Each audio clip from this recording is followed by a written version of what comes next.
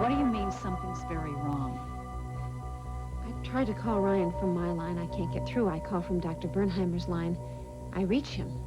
You talked to Ryan? Yes, but what I'm saying is, don't you think it's strange that I can never get through on my own line? What did he say? Well, not much, because I wanted him to hear what I had to say first. Well, what did you say? That I totally understand about the shooting. And Oh, I'm not sure how much you heard. Though, because we got cut off pretty quickly. You know that you're not supposed to mention the shooting. No, wait a minute, you're missing the whole point here.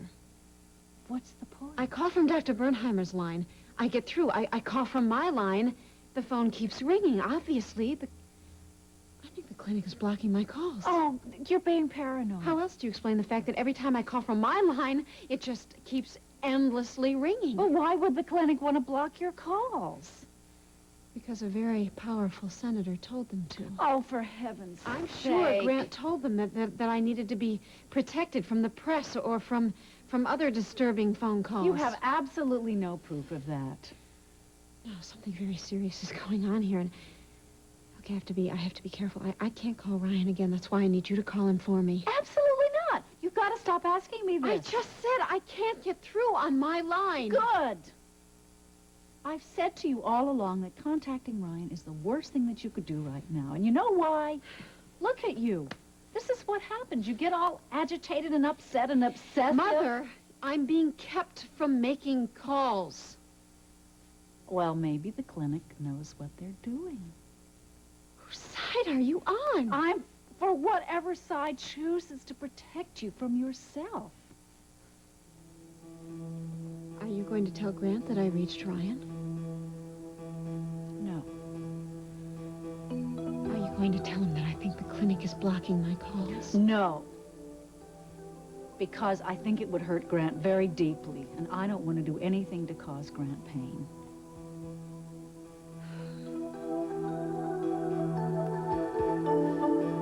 Last night, Victoria felt wonderful, and this morning she felt under the weather again. It's to be expected. But the pill is supposed to be a mood elevator. Well, they're only effective if she continues to take them. And what about her feeling of disorientation? That feeling will pass once the medication stabilizes in her system. But she has to get back on the medication and continue it. I'm not sure she's willing to do that. Well, I will speak to her, but it's complicated since you do not want your wife to know what the pills are for. Excuse me. Yes, I'll be right there. I have to go see another patient. You will speak with Victoria? As soon as I am finished. Your wife's recovery is important to me also, Senator. Thank you, Doctor. May I use your phone, please? Yes, of course. I will see her shortly. Thank you.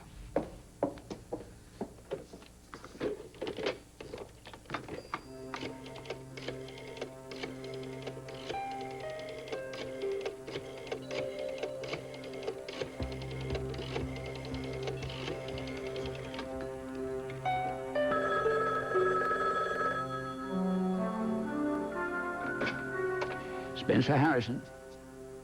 Hello. It's Grant. Grant. I'm surprised to be hearing from you. Not as surprised as I am to be calling. How is Vicky? Getting stronger every day. Thank God. And how are you, son? Fine. Fine. I need to say some things. I'm listening. The last time we saw each other, I was very upset. I said things. I remember. Things that were very hurtful. I haven't forgotten any of them. Sometimes anger makes us speak the truth. Sometimes. My anger then was directed at myself. It hit me hard. I was my father's son. And you hated me for that. I was angry that I was so much like you. Did you think you'd burned all our bridges that day, son? I made a damn good attempt at it. You're right. For good or ill, we're alike, son. Because just like me, you'll do anything you have to do to protect the person you love. I love Victoria. So much sometimes my blood burns. I won't lose her, not to Ryan, not to anyone else. I understand. I called you today because I need your help. You know I'll do anything for you, son. Even if it means making a choice between Ryan or me?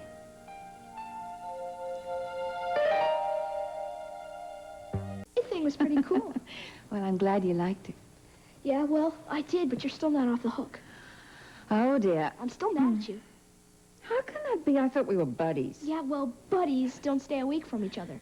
You haven't even been home. Well, there's been some incredible demands on me business-wise, Tommy. Yeah, well, what do you mean? Your fingers are paralyzed or something? Maybe because your phones are broken. Is that why you didn't even bother to call me? I guess I have to be straight with you, right? Yeah, you better be. Well, you see, your father and I, we had this misunderstanding. I really thought that he would have explained all that to you. I thought you understood things. What things? Well, you see, I didn't come over here to talk about my dad, don't you see? It was the two of us a long time before it was the three of us. Yeah, but you and your father, you're... We are two separate guys. I miss you, IW. And if things between you and my dad don't work out, then I feel sorry for him, really. But we can still be friends. Yeah. You really cut right to the heart of the matter, don't you? We are friends, I promise. Yep. I'm sorry. I should have talked to you about it. And not about problems with my dad if you didn't feel like it. We could have gone bowling or to the movies. Don't cut out on me, IW, no matter what happens. Dolly, I'm sorry. I won't. I just wasn't thinking. So, what's the scoop? 9 scoop. What, nothing? The Swiss authorities faxed me a file of doctors working in Switzerland. There is no record of a D. or Doris Bernheimer within yodeling distance of the Alps. Are you sure? I checked with all the official licensing agencies, the boards of certification, etc. No Bernheimer. I don't understand this. Well, it could be that our Bernheimer is working elsewhere, maybe on temporary assignment. Whatever she's doing, she's not doing it as an official member of a Swiss staff. Well, that's just fantastic. It's another dead end. Could Carl be wrong about Switzerland? Carl, wrong about anything? That would be a first. Vicky? Let's hope.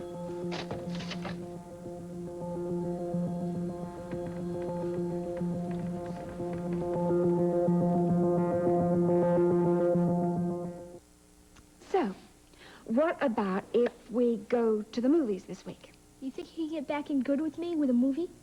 Well, I thought if maybe I added some popcorn and then we could have a cheeseburger and some French fries and all that stuff afterwards. What do you reckon? Yeah, that sounds about right. Okay, got a date? You bet. Just hold on, I'll get that. I'll get it. It's a date. What on earth are you doing here? What a thoroughly pleasant greeting. Hello, Iris. Goodbye, Carl. You are not welcome in this house. Yes, he is. I invited him.